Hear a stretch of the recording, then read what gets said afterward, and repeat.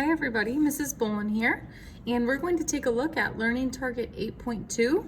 I can graph quadratic equations in standard form by finding the axis of symmetry, vertex, and 2 additional points.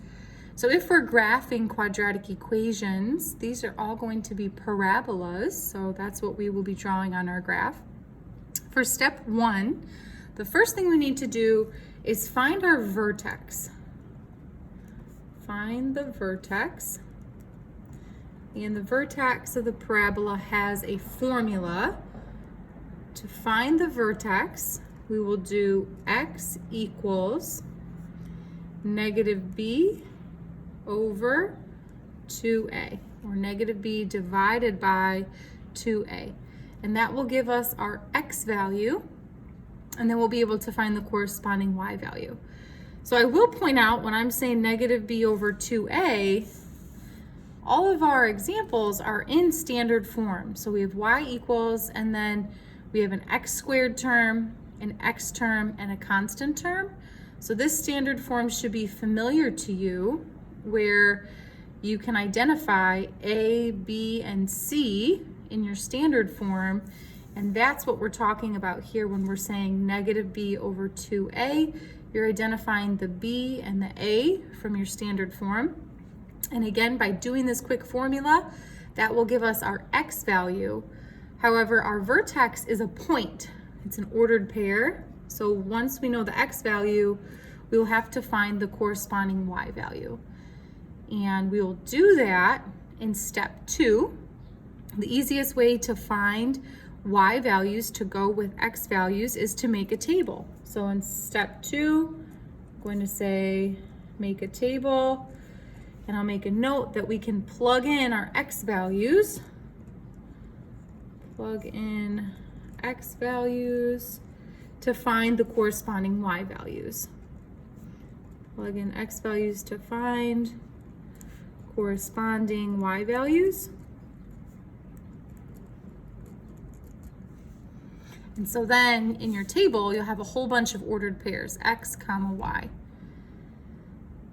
Once we have these ordered pairs in our table, in step 3, we can plot or graph those ordered pairs. I'll say plot ordered pairs, and then we can connect it with a smooth parabola. Plot ordered pairs and connect with parabola. Parabola is a smooth curve. And then our very last step, step 4, once we have our parabola graphed, we also have to draw the axis of symmetry. And the axis of symmetry, just like it sounds, it's going to show us how our parabola is symmetric, or it matches on each side. For our axis of symmetry, I like to use a dashed line. So for axis of symmetry, use a dashed line to indicate it. All right, so let's start out with example 1, and we're gonna start with step 1. So we'll use our formula, and then once we use our formula, in order to find the ordered pair, x comma y, we'll make a table. So our directions say sketch the graph of each function by finding the vertex and at least 2 additional points. And I'll show you how I'm choosing 2 points in each direction in my table. And then we can't forget, we have to sketch the axis of symmetry. So in example 1, I can see that I have my equation in standard form. So I can identify my a, b, and c. So my a is 2, my b is 8, my c is 9. And for my vertex, I can make a note here. I'm doing x equals, I have to do negative b, and my b is 8. So I'm doing negative 8 over 2 times my a, which is 2. So again, I'm using my formula, negative b over 2 times a, and I plugged in that b is 8 and a is 2. And then I can simplify this. 2 times 2 is 4, so I'm really doing negative 8 divided by 4. That gives me negative 2. So this means the x value for my vertex is -2. In order to find the corresponding y value for my vertex, I need to make a table, and I'll show you how I like to make my table. So I'm going to have x and y values, and I'm going to make my y column really wide. I'm going to put my vertex in the middle of the table. The x value for my vertex is -2. Again, I have to find the corresponding y value. And because I have to choose at least 2 additional points, there's a pattern that we're going to notice in our table. But what I like to do is I like to go 2 units to the left and 2 units to the right. So 2 units to the left of -2 would be -3 and -4. And 2 units to the right of -2 would be -1 and 0. So that's how I like to set up my table. And let's find the y value for our vertex first. So my equation tells me that y equals this stuff. So what I'm going to do is I'm going to write what y equals, but instead of writing x, I will put parentheses and I'll plug in that we're letting x be -2. So I have 2x squared, so I'll have 2 parentheses squared, plus 8x, so I'll have 8 parentheses, plus 9. And then inside my parentheses, I'm plugging in what we're letting x equal. X equals -2. So I'm plugging in -2 to both of my parentheses. And then this is going to spit out what y equals, right? Y equals that stuff. So this is where you can use your calculator, and you can type this long piece in your calculator exactly as you see it using parentheses. You can also do it in your head, but you have to remember order of operations. So we would have to deal with this exponent first. You would have to do -2 squared, or in other words, -2 times -2 to get 4. Then you'd have to do multiplication next. So you'd have to do multiplication here, and then your last step you'd be able to add. You'd have 3 different terms that you're adding. I find that you really have to take your time when you're doing order of operations, and that often for students, because you are allowed to use your calculator, it is quicker for you to type this equation into your calculator exactly as you see it. So type 2 parentheses -2, close your parentheses, squared, plus 8 parentheses, -2, close your parentheses, plus 9. And when you do that, your calculator will spit out 1. So this means that my ordered pair for my vertex is -2, 1. And again, this is for our vertex. So for our vertex, we were using this formula to get the x value of -2. And then we did all this work right here to find our vertex. And our vertex is -2, 1. So what this means is I can come over to my graph and I can plot a point at -2, 1. And there will be a point. In my calculator, I can now use what I've typed, and I can enter it down, or I can use my cursor to go in, and I just need to change the -2. Let's say if we're plugging in here with -3, I just need to change the -2 to be -3. So for example, now I'm doing 2 times -3 squared plus 8 times -3 plus 9. And when we do that in our calculator, we get 3. And because our vertex is going to be in the middle of our parabola, it's going to be the turning point in our parabola. If you were to test it and plug in now -1, so I'm doing the same thing, but now I'm letting x equal -1, your calculator is going to spit out 3 for both of these because it will be perfectly symmetric. So what I'm saying is you will not have to type both of these in your calculator because they will always match. And then the -4 for x and the 0 for x will spit out the same y value for those as well. So if you wanted to test it in your calculator, again, here when x is -4, I'm plugging in -4, And here my calculator will spit out 9, which means when I plug in 0, I better get 9 as well. And I will. So it ends up being perfectly symmetric. Let's see what that looks like. So if I wanted to plot this point, x is -3, we found y to be 3, -3, 3, matches with -1, 3, and then -4, 9, and 0, 9. And you should be noticing our vertex is here centered in the middle, and then the 2 units that are 1 away, I should say 1 unit away from my vertex, they are symmetric. And then when I go 2 units away from my vertex, those are symmetric. So I made my table so that I could see all of my ordered pairs. I plotted my ordered pairs, and I made sure to plot 2 additional points, and then here I can see where they're symmetric. And then I need to connect them with a smooth parabola. Keep in mind it's a smooth curve. It should have arrows on the end. And again, this was my vertex right here. And so I need to, in step 4, draw my axis of symmetry. And I like to use a dashed line for that. My axis of symmetry would be this line right here.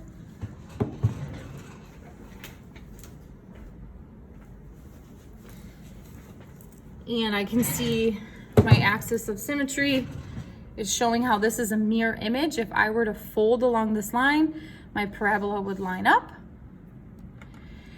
And I will also make a note here that for this parabola, here was my vertex, and this parabola opens upward. And right here, my vertex is what we would call a minimum point. Minimum point, meaning it's the lowest point on my parabola. It's a minimum point, and my parabola opens upward. All right, let's take a look at example 2. In example 2, in order to graph, I need to figure out where will my vertex be. So I need to use that formula, x equals, and I need to do -b over 2a.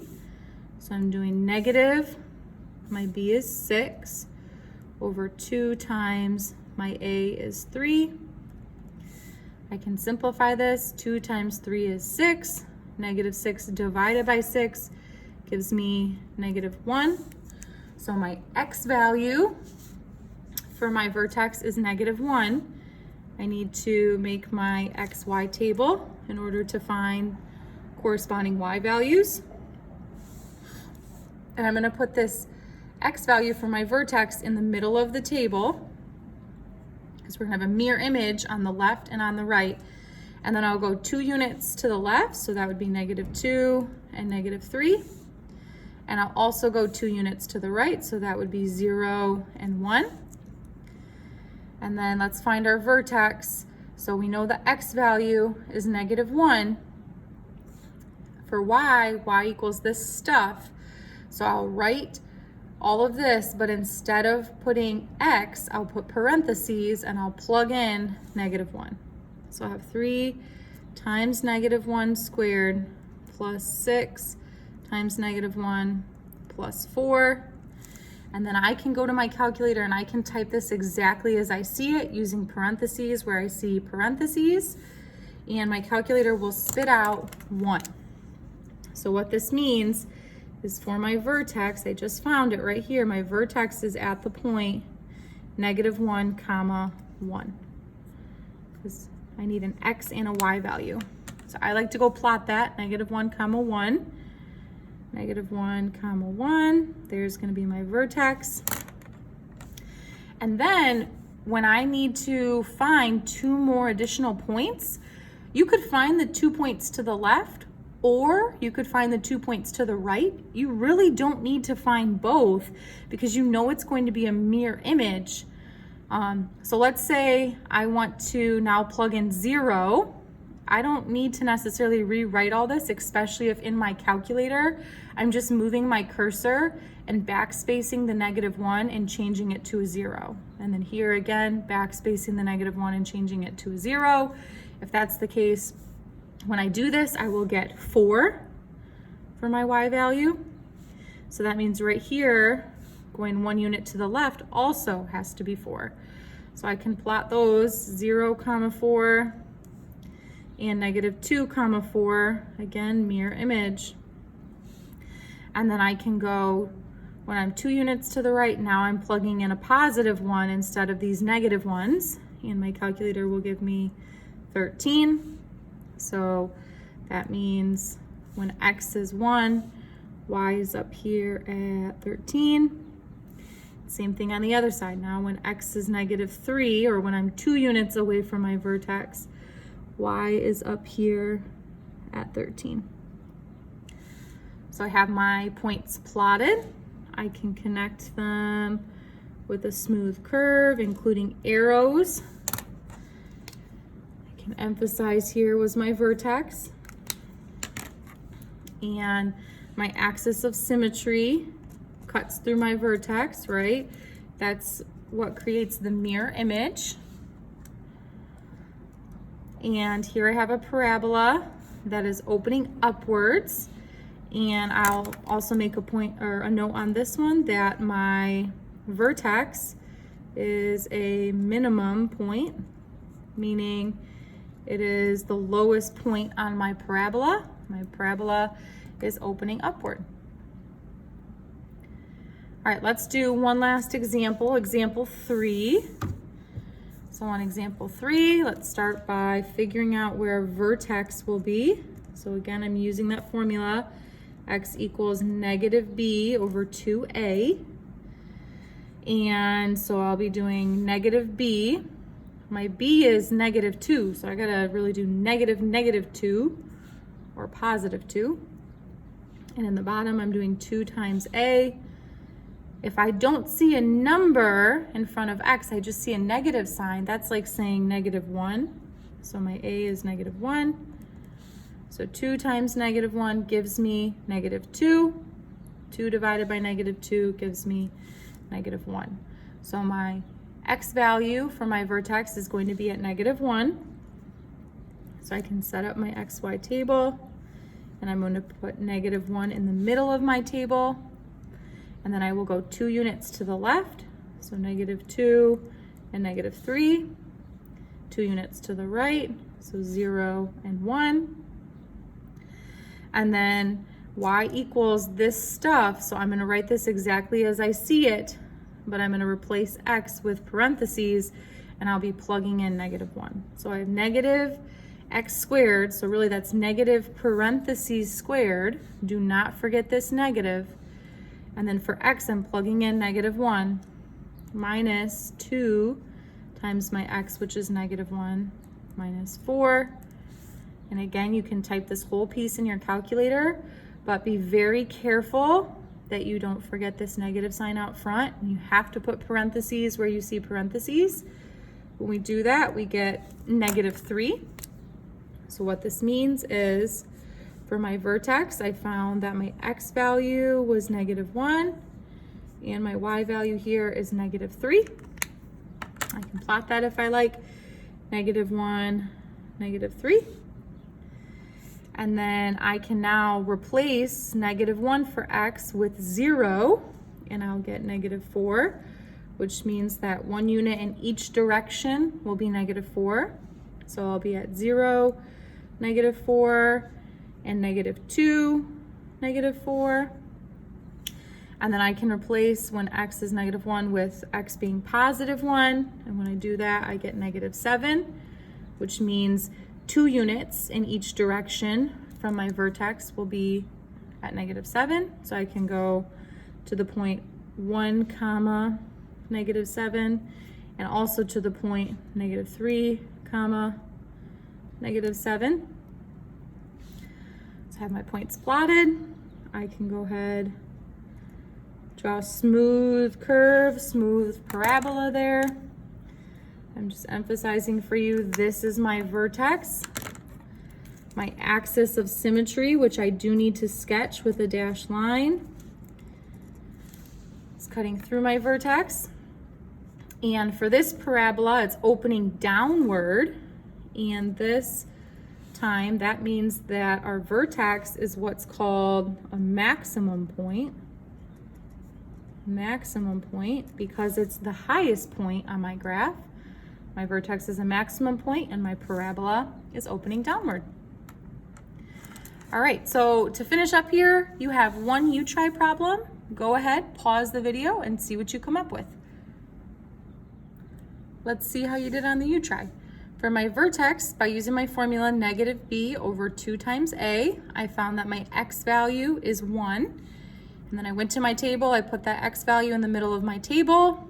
By plugging in 1 for x in my equation, I found that the corresponding y value is 3.